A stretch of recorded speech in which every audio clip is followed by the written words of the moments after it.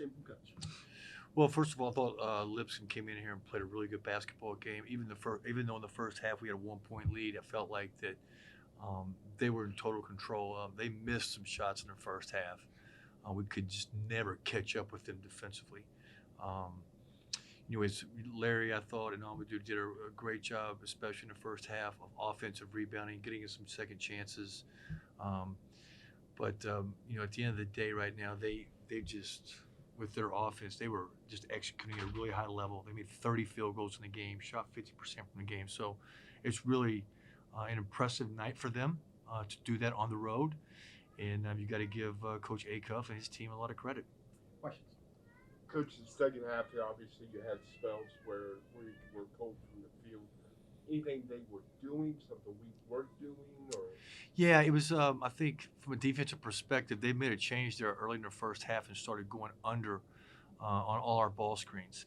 And we have trained really hard, and obviously we're not there yet. We got to keep training because the relationship between the ball handler and the screener, there's no way the guy should be able to go under and get back on the ball. And if he does, then we should automatically it should turn into a twist.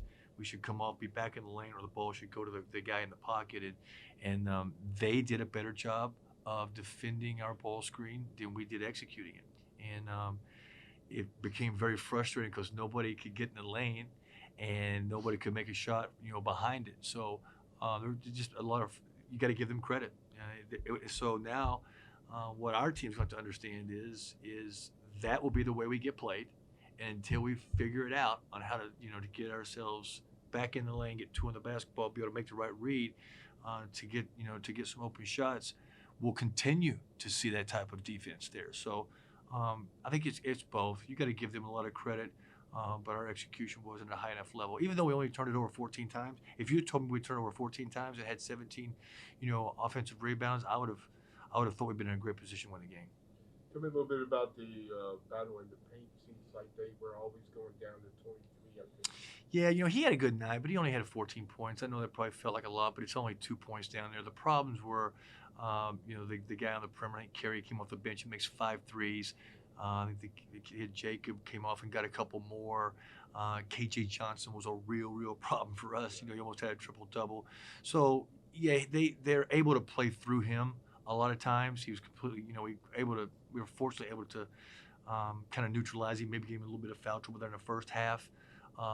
But he's again, those are tough twos that doesn't really worry us a whole much. The problem is he's a very good passer, and if you're not alert, you're not aware of what's going on, he's able to pass that ball and for threes. And we were just very, very incapable of making those guys uncomfortable on offense. They were comfortable all night long. Junior, talk a little bit about what you saw out there tonight. 17 points, a pretty good offensive game. How was Lipscomb able to kind of take advantage of what you were doing and being able to create some separation? I think just like Coach said, we scouted for a few days and we got away from our scout. We started letting them get too deep in the lane. We were guarding certain things that we knew how to guard, that we prepared for. And I think we started slipping away from that. We started letting them get deep in the paint.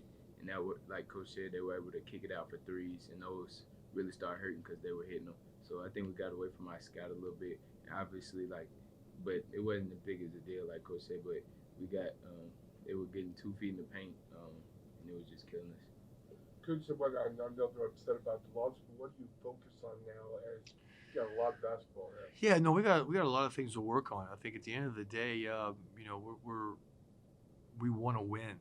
Okay, but it's more important to be able to set a standard for yourself, to practice to a certain standard, and we've been very inconsistent with our level of being competitive, resilient, execution. It's not just the games that it shows up; it's who we are in practice as well. So, I told the guys they have a new coach. They have Johnson's a freshman. The big kid's a sophomore. It sounds like our team.